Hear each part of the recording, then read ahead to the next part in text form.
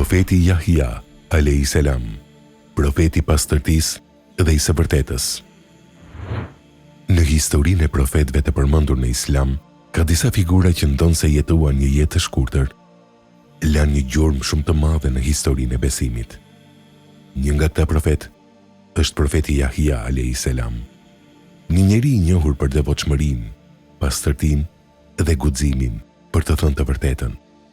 Historia e tij përmendet në Kur'an dhe është një histori që fillon me një mrekulli, lindja e mrekullueshme e Jahjas. Babai i tij ishte profeti Zekeria a.s., një njeri i devotshëm që shërbente në tempull dhe i thërriste njerëzit në rrugën e Allahut.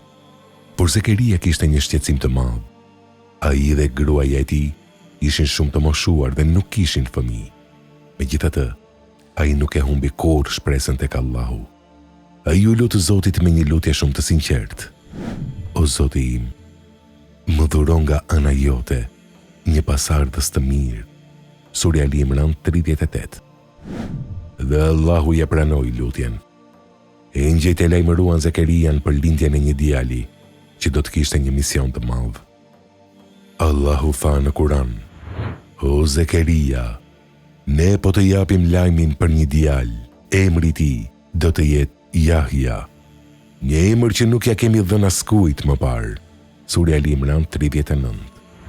Kjo ishte një lindje e veçantë, sepse ai erdhi në jetë si përgjigje një lutjeje të bërë nga një profet në moshë shumë të thyer. Jahja dhe lidhja me profetin Isa a.s.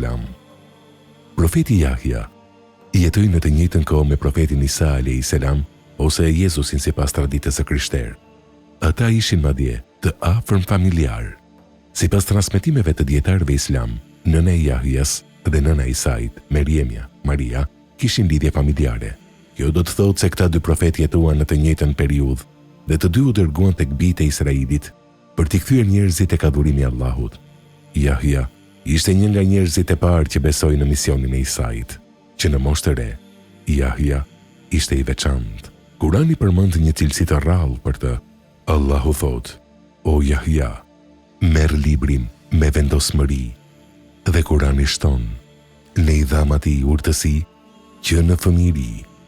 Ai ishte i njohur për disa cilësi të jashtëzakonshme, devotshmëri të madhe, butësi në zemër dhe për ulësi. Kurani e përshkruan atë kështu: ai ishte i mirë me prindrit e tij dhe nuk ishte arrogant apo i pabindur. Jahja ishte një njeri që jetonte një jetë shumë të thjeshtë. Ai e kalonte kohën në adhurim dhe në thirrjen e njerëzve drejt Allahut. A kishte pasardhës profeti Jahja? Dietarët islam tregojnë se profeti Jahja nuk u martua dhe nuk pati fëmijë. Ai ja kushtoi jetën e tij plotësisht adhurimit dhe misionit të profecisë. Për këtë arsye Kurani përmend se ai ishte një njeri shumë i përmbajtur dhe i përkushtuar ndaj Allahut. Fundi tragjik i jetës së tij. Edhe pse ishte një profet i drejtë dhe i devotshëm, fundi i jetës së Jahjas ishte shumë i dhimbshëm. Historia e transmetuar nga dietarët e hershëm islam tregon se ai u përball me një mbret të padrejtë. Jahja ishte i njohur për guximin e tij për të thënë të vërtetën. Ai nuk kishte frikë nga pushteti apo sundimtarët. Kur mbreti i kohës donte të bënte një martesë të ndaluar sipas ligjit hyjnor, Jahja e kundërshtoi atë hapur. Ai tha të vërtetën, edhe pse e dinte se kjo mund t'i kushtonte jetën. Sipas transmetimeve historike të përmendura nga dietar si Ibn Kathiri, kjo gjë e zemëroi shumë mbretin dhe njerëzit përreth tij. Në fund, ata urdhëruan që profeti Jahja të vritej.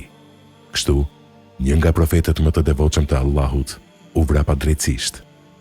Ai u bë një nga shembujt më të mëdhenj të historisë për guximin për të thënë të vërtetën. Jeta e profetit Jahja a.s. nuk ishte shumë e gjatë. Shumë historian islam mendojnë se ai jetoi rreth 30 deri në 35 vjet.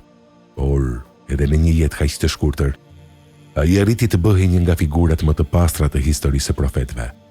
Kurani e përmend atë me një përshëndetje të veçantë. Paqja qoftë mbi të ditën kur lindi, ditën kur vdes dhe ditën kur do të ringjallet. Kjo është një nderim i madh nga Allahu.